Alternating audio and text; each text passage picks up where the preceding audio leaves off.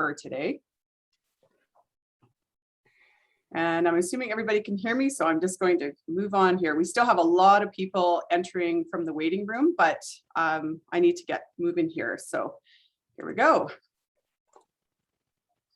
First, want to start off with a land acknowledgement, which I think is really important to say that I'm hosting this webinar on the traditional and unceded territory of this Okanagan Silk people.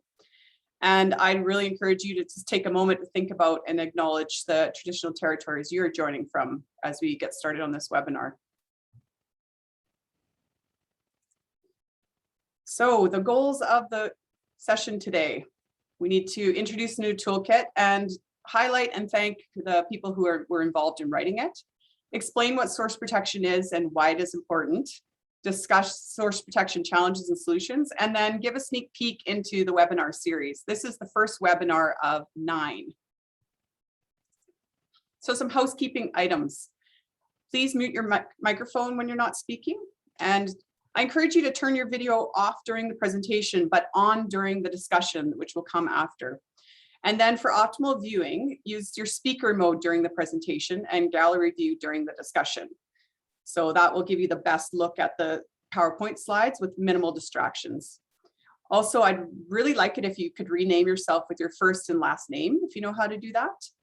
I encourage you to keep chat use to a minimum during the presentation because it's pretty distracting when the chat bubble is continually popping up from beneath the presentation, and hold your questions and comments until the discussion period at the end.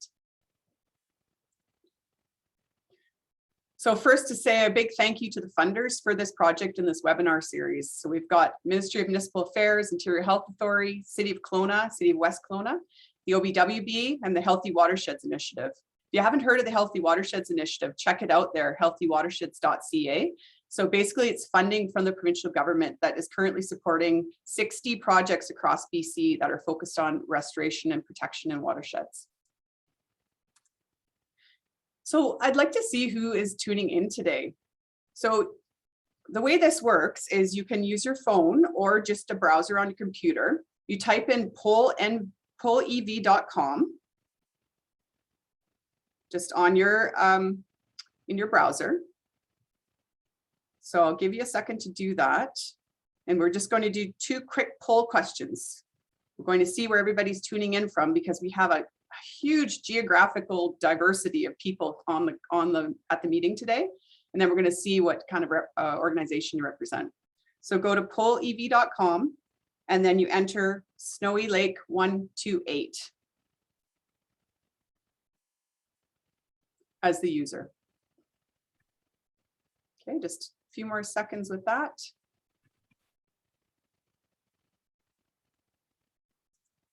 Okay, so where are you joining from?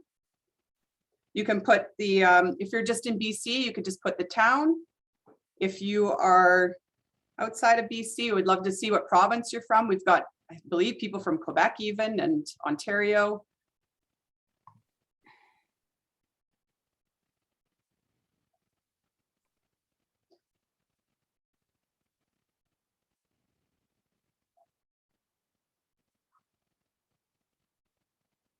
So I'm not sure why, oh, we've got to scroll down here.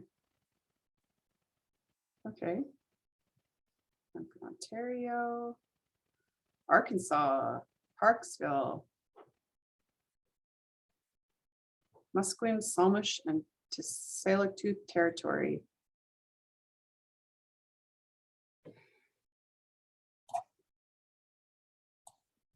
Excellent. Okay. And the next poll. What type of organization do you work for?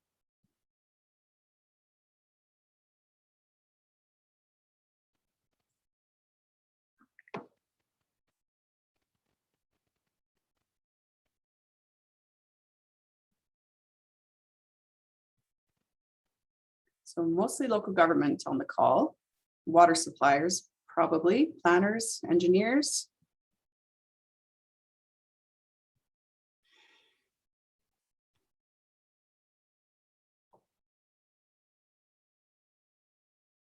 Excellent. All right, interesting. Oh, still got a few more responses coming in. Great. Thank you very much for doing that poll for us. I think there might be somebody who isn't muted on the call. I just hear a little bit of background noise, so please mute yourself if you're not. So just a quick sneak peek into the webinars that are coming up. Like I mentioned before, this is the first webinar in a 9-part series. So next week, we've got a webinar that talks about transcending jurisdiction through partnerships. And we're really lucky to have Julie Pisani and Tricia Brett. And they're bringing members of their technical advisory committee, and that'll be a panel discussion. Then November 3rd, we're going to be learning from Indigenous-led projects. We've got people from the Silk Okanagan territory and also from the Cowichan Watershed Board on Vancouver Island.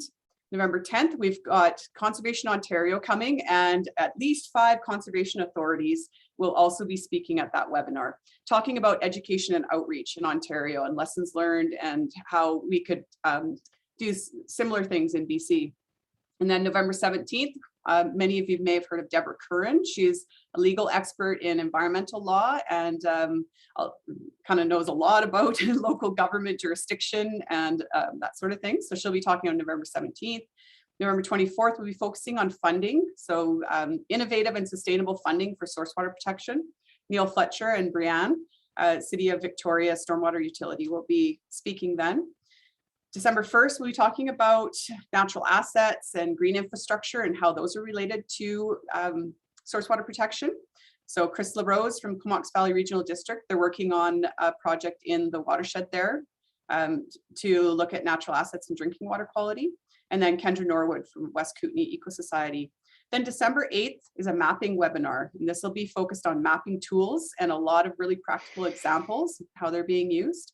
So we've got Jamie Self, Brian Kylstra, and Matthew Bourbonnais from UBC Okanagan. And then our last webinar will be December 15th, and that's monitoring and reporting for source water protection. So we'll have Heather Larratt running that one. You'll meet her today.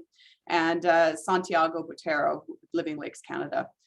And this is just what it looks like right now. We may have some other speakers also joining us for these webinars. So it's going to be a very interesting series.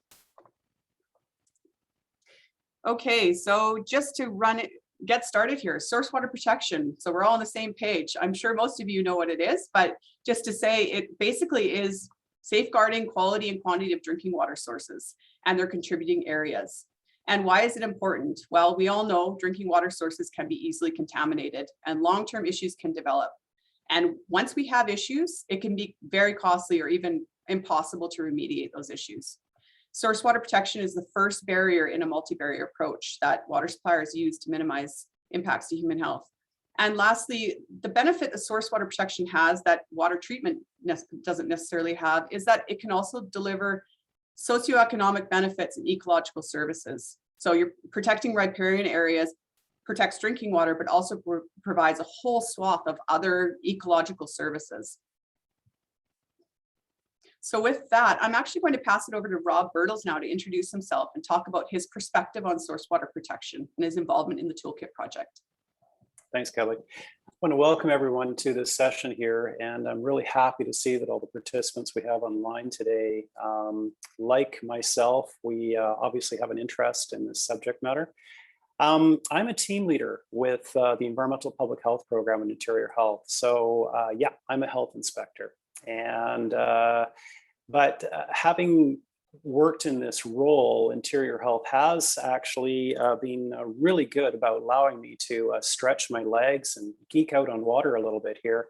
And in doing that, I've been a longstanding member with the Water Stewardship Council through Okanagan Basin Water Board. I'm a newly elected director with the Environmental Operator Certification Program.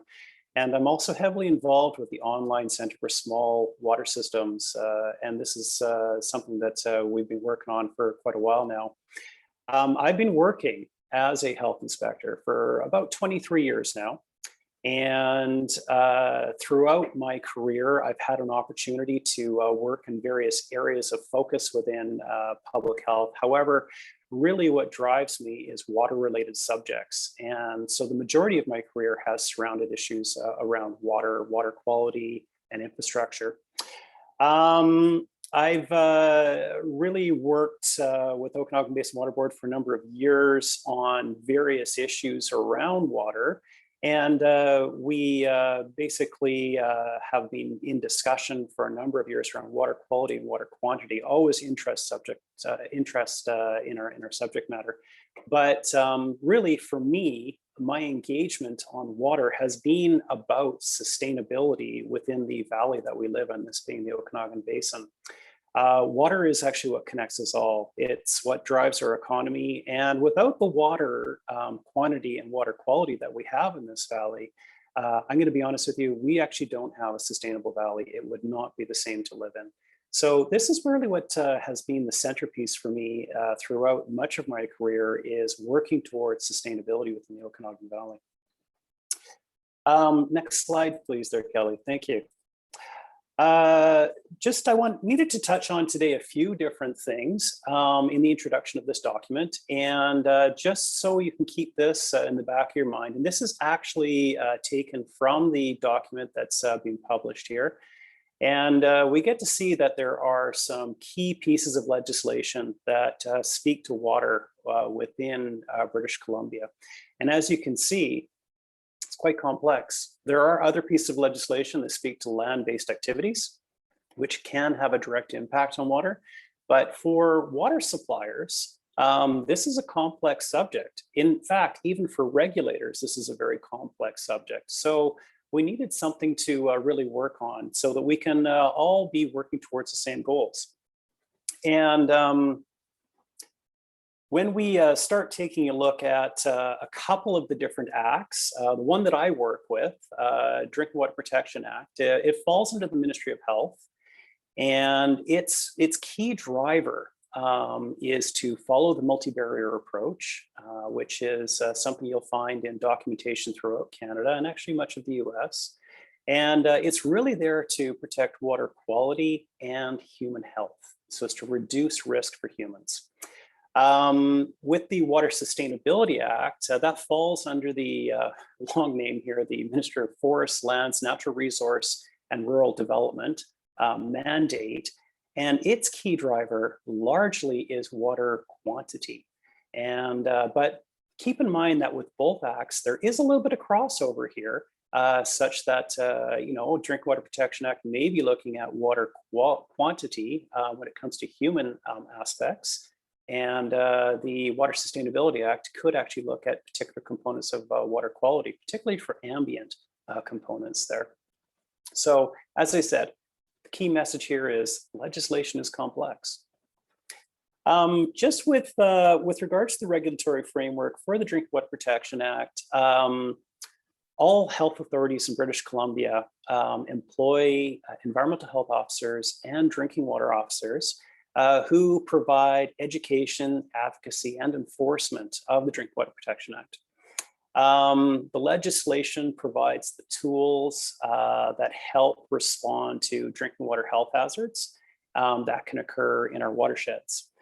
Source water protection issues, yes, do affect our sustainability of our local water sources.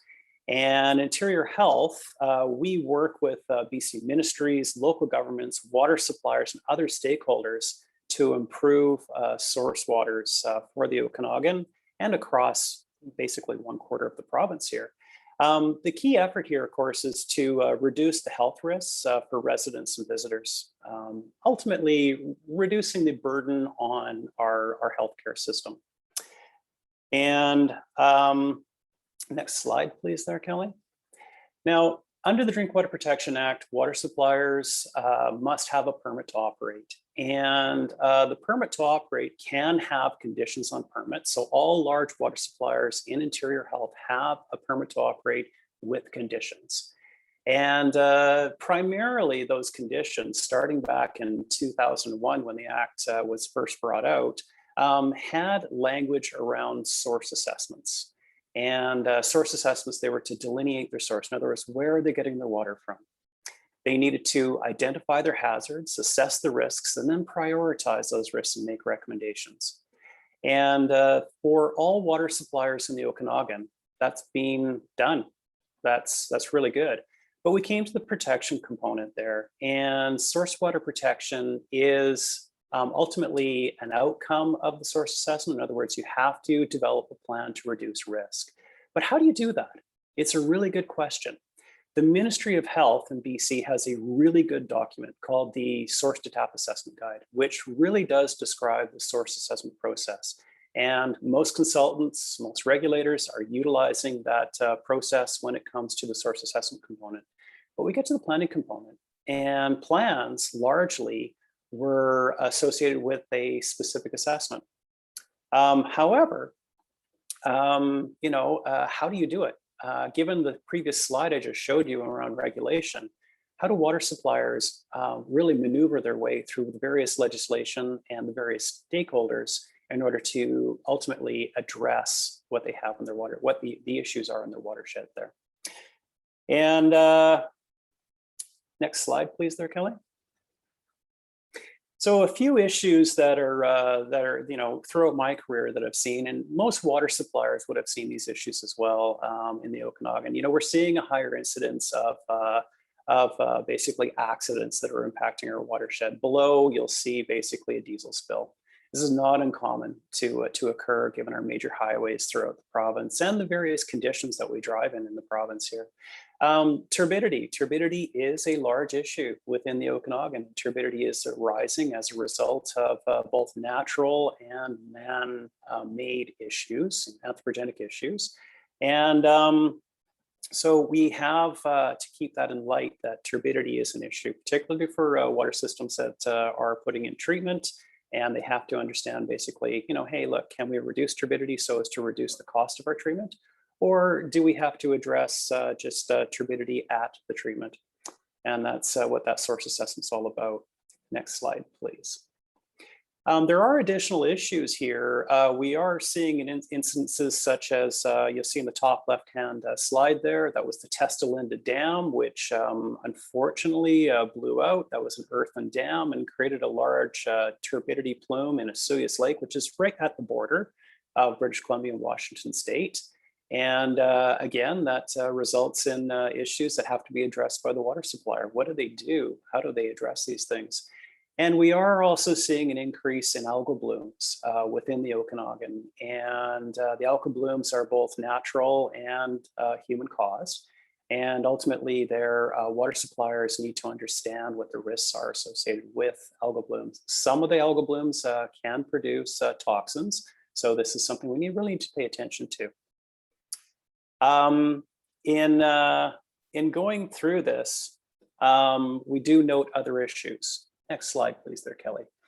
Other issues that water suppliers are trying to address in source assessments, or recognize in source assessments and need to address in a source protection plan, are impacts from climate change, activities such as agriculture, mining, forestry, and tourism. All of these activities can create hazards in the landscape. And so in understanding what those hazards are, we need a risk, and we need basically how to understand how to respond to those issues. When is it appropriate to respond, and how do we prioritize these things? So let's go to the next slide there. So going back to 2016, the Okanagan Basin Water Board started to create subcommittees. And the subcommittee was to be focused on specific things. One of the subcommittees was the Source Protection Committee. And the Source Protection Committee, first and foremost, looking at the broad spectrum of source protection responsibilities within the Okanagan for water suppliers. And they were very open about it. They said, this is very complex. How do we break this down? So they set aside 5 tasks that they wanted to complete within a 2-year term. So this is going into 2018. And ultimately there, they went and they exercised these 5 tasks, setting up subcommittees. And they looked at these things, and they came out with a recommendation that we need to help out our water suppliers and local governments in helping provide a guidance document that's Okanagan specific for source protection planning. But keep in mind that those key principles that we're using for source protection planning can be applied to a lot of different jurisdictions. So that's a good thing. I'm really happy to see that this protection plan guidance document is now out there so that other organizations can utilize this document, and we can work towards addressing the challenges that we have within our watersheds and on our aquifers. And that's it for me. Great, thank you, Rob. So this is when the toolkit project came to my desk. So I'm a policy and planning specialist with the Okanagan Basin Water Board. This map here shows the jurisdiction of the OBWB. We're located in the Okanagan from Armstrong and Splatcheen First Nation territory in the north, all the way down to Osoyoos. And as I mentioned at the beginning of the webinar, we operate within the traditional and unceded territory of the Silk Okanagan people. The OBWB is not a regulator. We're basically project managers, conveners, collaborators, coordinators, and funders. And so the reason why we're in a good position to create a resource like this and do the outreach around it is because we do have this valley-wide perspective and this overarching look at what's happening within the Okanagan Basin. So what we did first is we put together this stellar group of people to help work on this toolkit. And I've said from the beginning of this project that the toolkit is the outcome, and it's really an important outcome. It's a framework for us moving forward. But the process that we used to create this document was really the most important part of it. We were able to get all of these people in a room, well, a Zoom room, because we started right at the beginning of the pandemic, get all these different people in a room to talk about source protection in general, with the toolkit as a product of that. So we've got people from provincial government, local government, First Nations, local consultants and experts. This started out as an Okanagan-based project, but it was very clear as we were working on it that this resource is useful across the BC and beyond, which I think speaks to also how many different people we have at this webinar. Source protection is not just an Okanagan issue. It's much wider than that. So we kind of switched gears and started developing the toolkit more as a broader resource, not just an Okanagan resource. And we brought on a really important person to help us with this toolkit project, and she's going to introduce herself next. Thank you, Kelly. I really appreciate everybody taking the time to come and attend. My group is very, very passionate about making positive change. So enter the Source Water Protection Toolkit. We were very excited to be able to participate. So our team drew on our experience and we gathered data and techniques from far and wide so that the users of the toolkit, you folks, didn't have to go to all that work, or it's not being replicated many, many times. We are grateful to acknowledge that there was collaboration with a lot of excellent researchers and other contributions. Next slide, please. So what makes us so passionate? We think blue, green, and I'll explain that in a minute. If you look at the left-hand image there, what you're seeing is the start of a freshet plume blasting into a lake. And what's happening is the sum of everything that's occurring at the various elevations in the watershed. And this ends up reporting to the lakes that are in the valley bottom. That's both quantity of water and quality of water. Lake sediments everywhere act as a reservoir for contaminants and nutrients that gradually gets buried and those contaminants disappear. But in the middle image, we've managed to invent new ways to resurrect those nutrients and contaminants. In this case, we were studying the effect of wake surf boats on soft, muddy sediments. So we managed to find ways to make things more difficult for ourselves. And the results can directly impact drinking water. In the Rose Valley image there you see, the water should be blue, like Okanagan Lake that you see in behind, but it's blue-green. And when you look at the Wood Lake image, this was 2021. We first discovered this bloom by looking at satellite images and then went to ground truth and went, oh my. This is a cyanobacteria bloom gathered up on shore in May of 2021 on Wood Lake, which is one of the lakes in the valley bottom here in the Okanagan. So the cyanobacteria is telling us that this lake is struggling. And this is also a lake that has a highly prized kokanee fishery. So what we need to do is to look for these lakes and work backwards towards source protection. And that's the theme of why we're here today. Thank you, Heather. So now we'll switch gears a bit and we're going to dive a bit deeper into the Source Water Protection Toolkit, introduce you to the toolkit and some of its components. I'll be doing that, walking you through some of the toolkit sections. And then Heather's going to talk about some of the key issues that are brought up in the toolkit and solutions that we discuss. So why the toolkit? Rob touched on this when he was talking to you about the committee that came up with this idea. They basically saw a need for this resource. And the big thing that this resource does is it clarifies the source protection planning process. So you remember from Rob's slide, he talked about source protection planning as having your assessment and your response plan. We had many water suppliers that had done that assessment part, but weren't clear on the fact that they needed to take it a step further and have that response plan, which is a living document. So this toolkit helps save suppliers time and money because basically it clarifies that planning process, and it'll make the regulators happier too because they are receiving assessments and plans that are consistent across the board. So it's easier for them to understand the results of those. We've got best practices information in there. We've got a ton of case studies. So that allows communities to draw on the successes and lessons learned of others. It also discusses jurisdiction. So a lot of the challenge with source water protection for a water supplier in the valley bottom, so I'm talking the Okanagan in particular, is that they don't have jurisdiction in the upland watersheds. That's mainly in provincial jurisdiction, but yet they are needing to provide safe drinking water to their users in the valley. But there are things that local water suppliers can do within their jurisdiction, and that's covered in this toolkit. And then a very important part of source water protection is having political and public support for it. Education and awareness is key.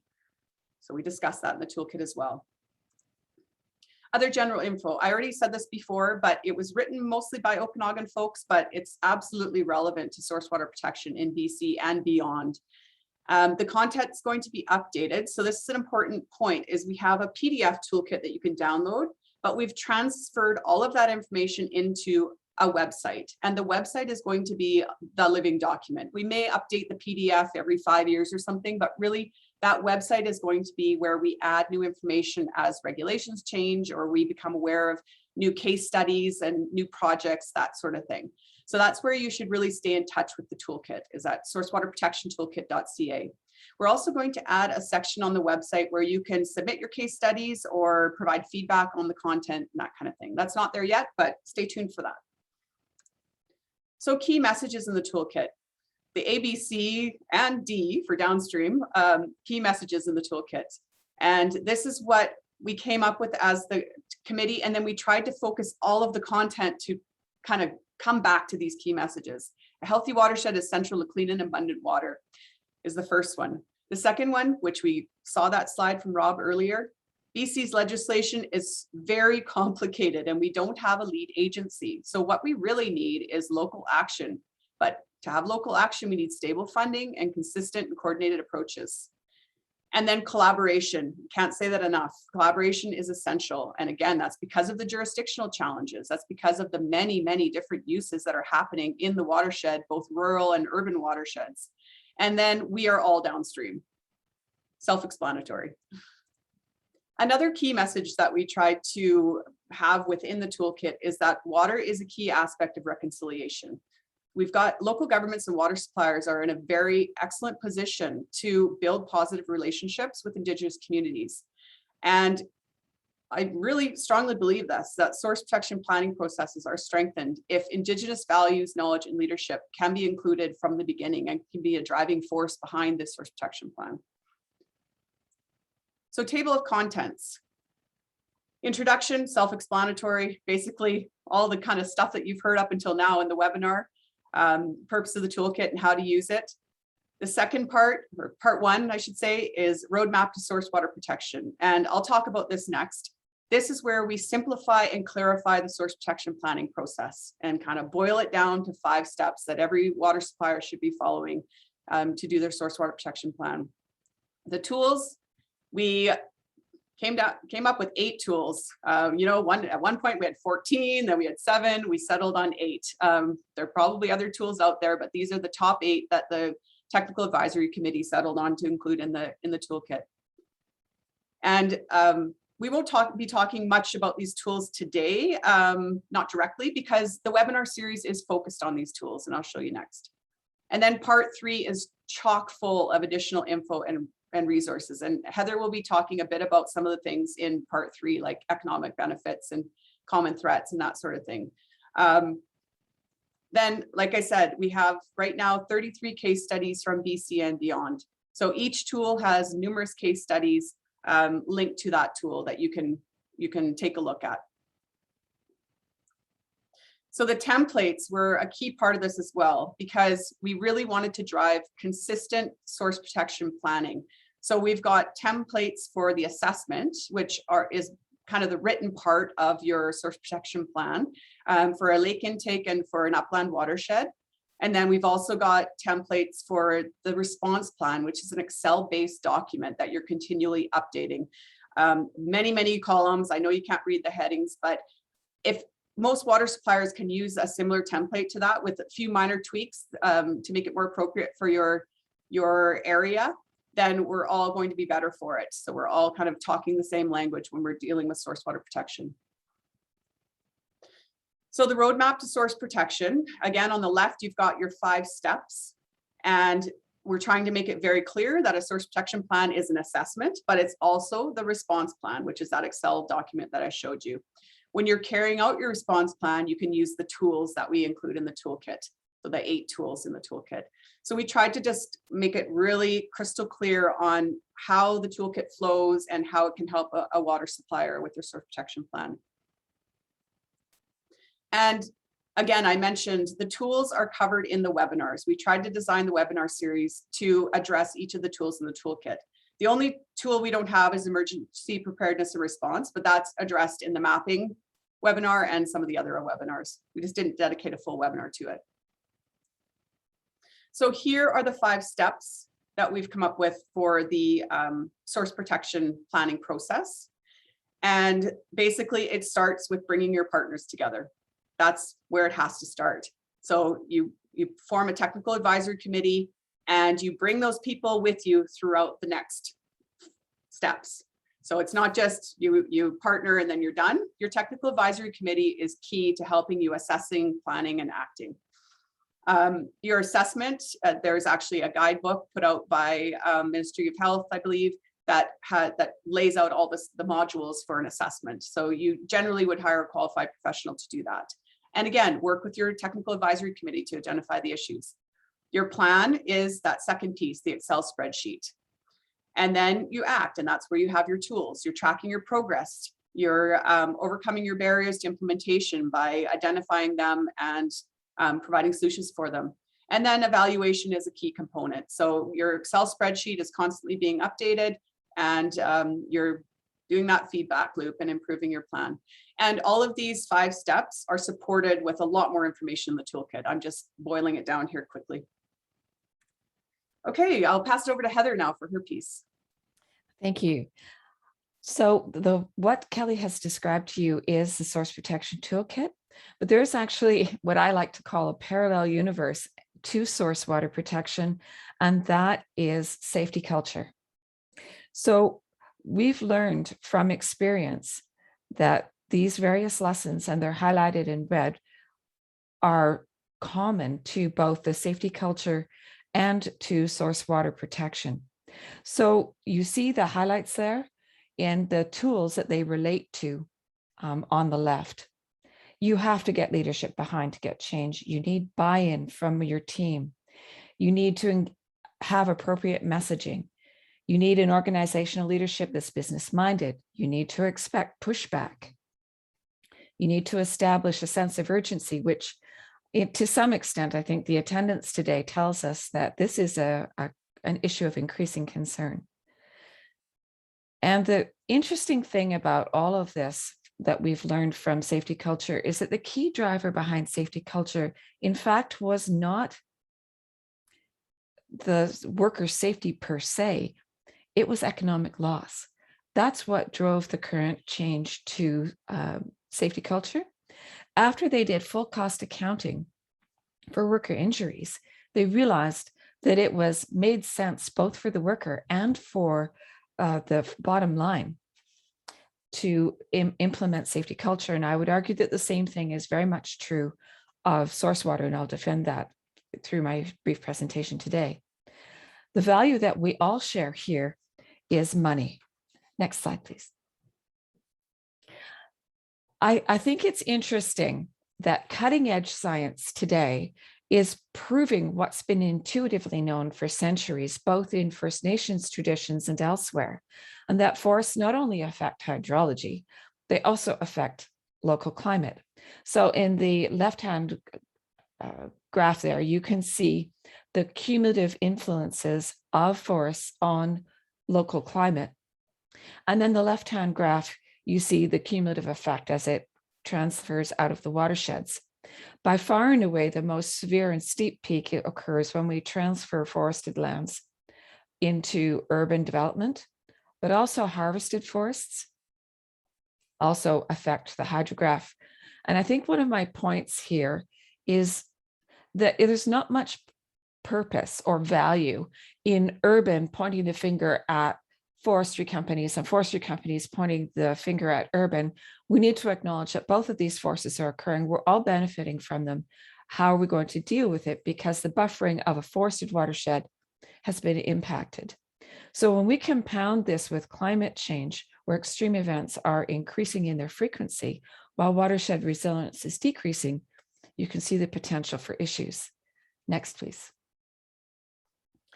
Here in the Okanagan and elsewhere in BC, and unfortunately in a much wider sphere as well, the last 5 years have been unfortunately memorable.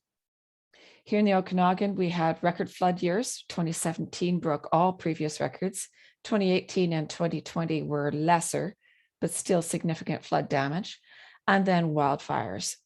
We had 2017, which broke all preceding records, 2018, which broke the 2017 record, and 2021. This isn't great. So my take home from this is that just continuing down the same track of development and land use and resource use without checking against traditional knowledge and having the vision to forego short-term profits in terms of watershed resilience just doesn't seem wise. Next, please. Unless you feel, like I tend to think that when we think of watersheds, we think of upper watersheds. Every elevation layer generates its own source water issues. This chart is in the toolkit, and also this webinar is also available to you as well. So please don't struggle to read all the fine print. Basically, it's saying that we've got issues throughout the elevations in our watersheds, both for surface and for groundwater, which is illustrated here. And these two, source and groundwater, are very, very interconnected.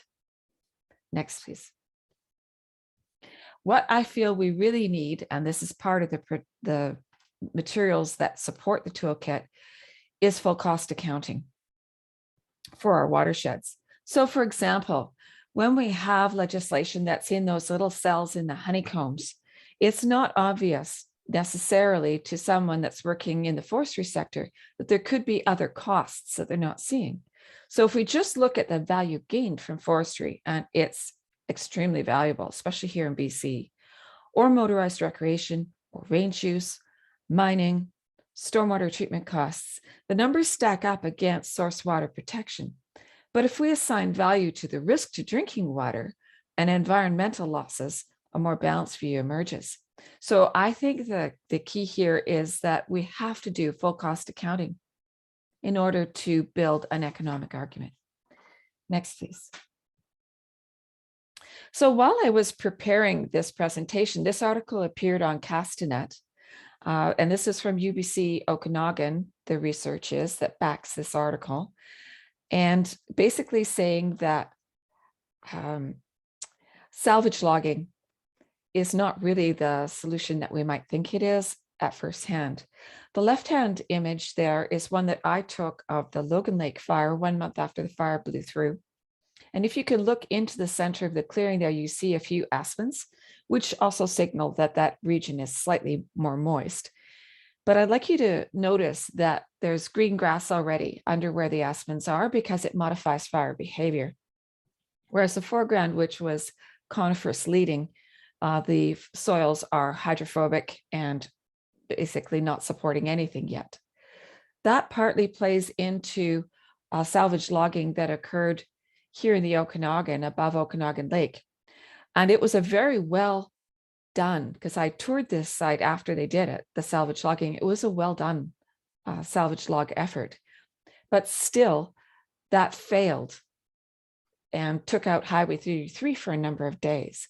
So unfortunately, the pockets where the money went into from the forestry practices isn't the same pocket where the money goes out of to correct these things.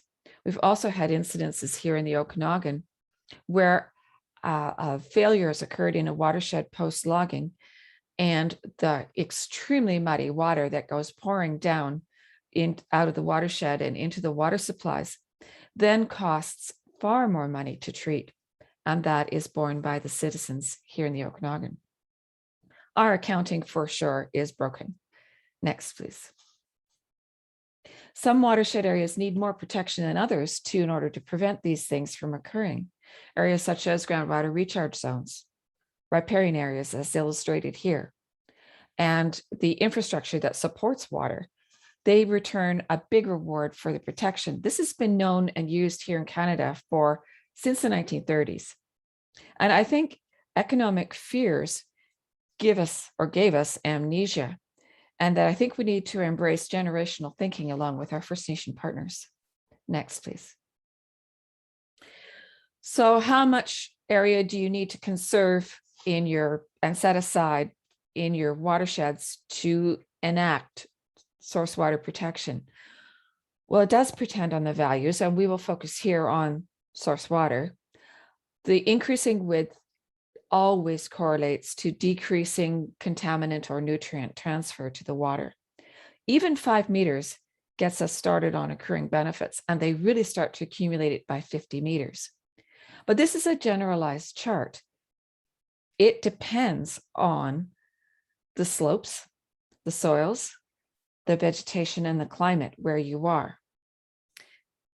Next, please. We have new challenges in our watersheds for sure, but we also have new tools for mapping risk. For example, here in the Okanagan, we have the LiDAR, which has been completed by Okanagan Basin Water Board, which is extremely accurate mapping of the elevations in the Okanagan. We can use that for mapping the risk to water supplies to see where are our high-risk zones. These tools can take into account the slopes, the soils, the vegetation, and the localized climate. Next, please. So what we end up with is we can have accurate risk mapping that staff of water suppliers can use to guide their efforts to work with other watershed stakeholders. Because here in Canada, there are multiple people that are entitled to being active in the watersheds. This risk mapping can be imported to GIS systems for comparison with other data sets and water layers. But the whole key goal of this is that we engage with stakeholders earlier in their planning development process. What typically happens now is a whole lot of time and effort goes into developing a plan. Let's use forestry as our example, on doing a logging plan. Then it's submitted for comment to a water supplier.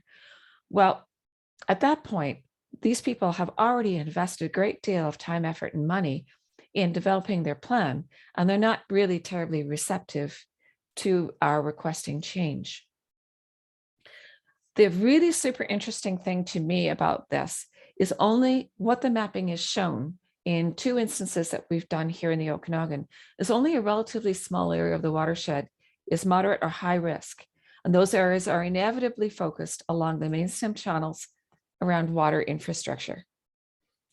In one case, it's only a very small part of the watershed, 0.7%, that was high or very high risk.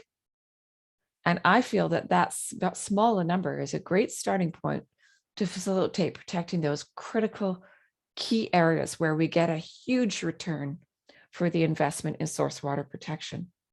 And just a shout out, there'll be a webinar completely on this. Webinar 8 on December 8th is all about the mapping tools. Thank you.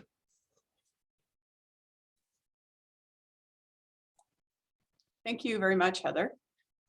So in a minute here, we'll have a Q&A and discussion period. And so there are two ways you can contribute to this. If you'd actually like to speak, use the raise hand function. So you go to participants at the bottom of your computer and click the button labeled raise hand. And then you can lower your hand after you've spoken. Or you can use the chat. If you don't have a microphone and you prefer to not speak, you can use the chat function.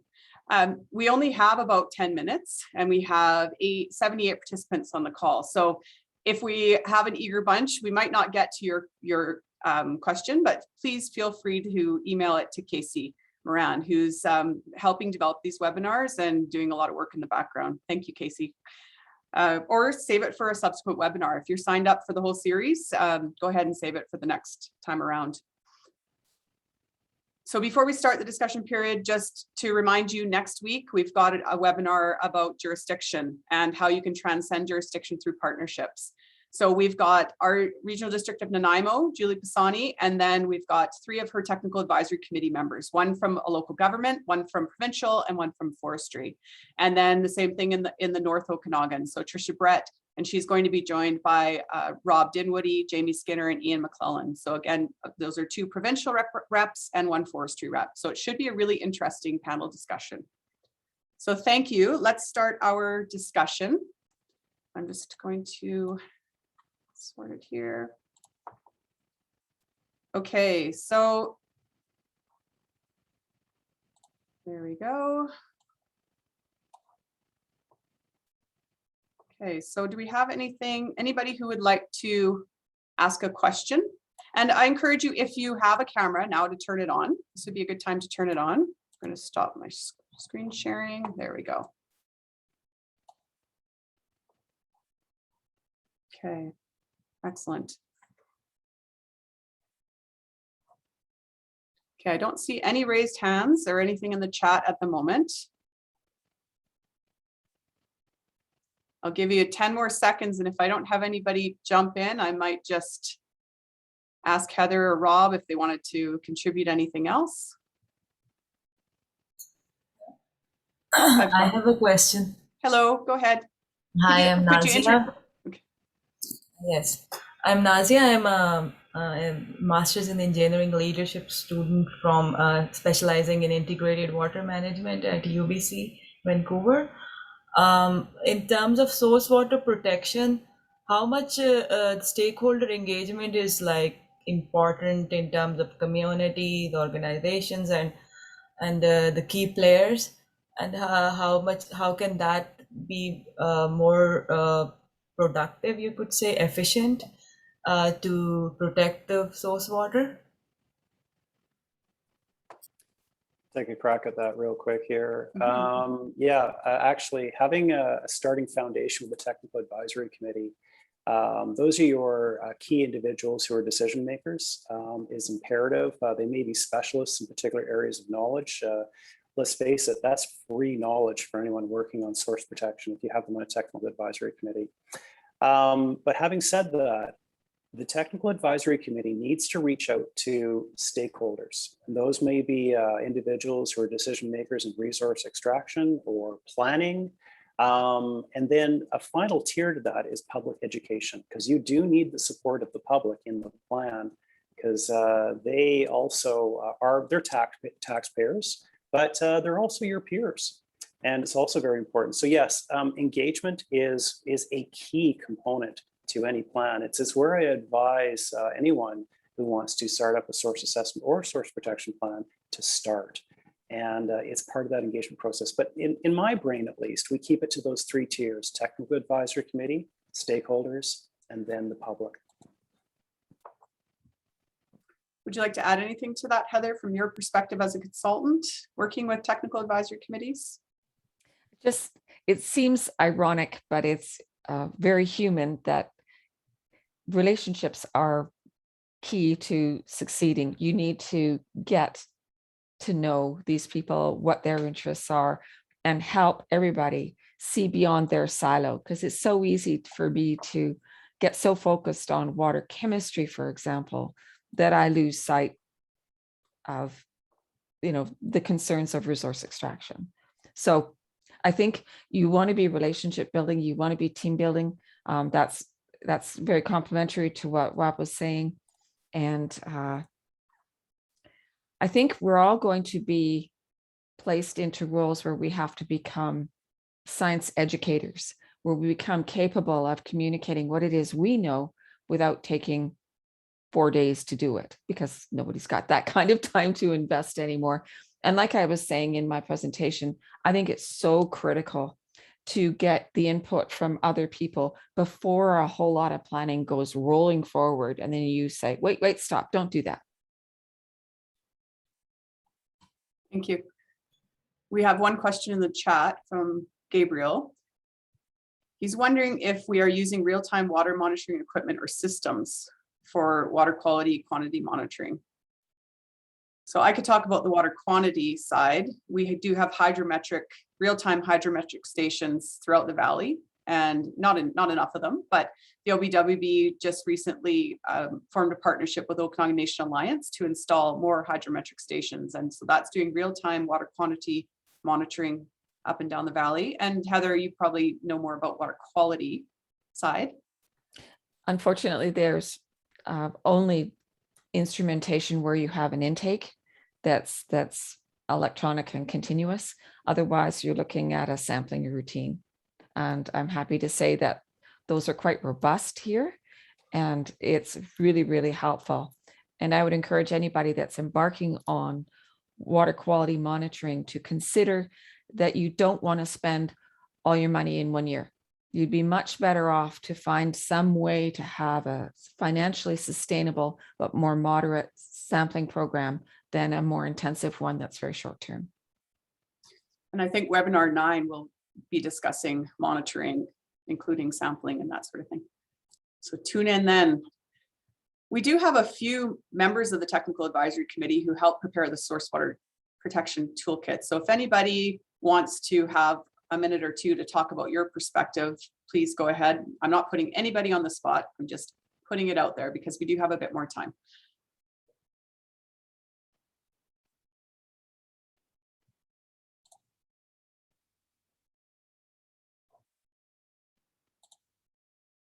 All right. Well, anything else before we wrap it up then? Let you go early for your lunch? Excellent.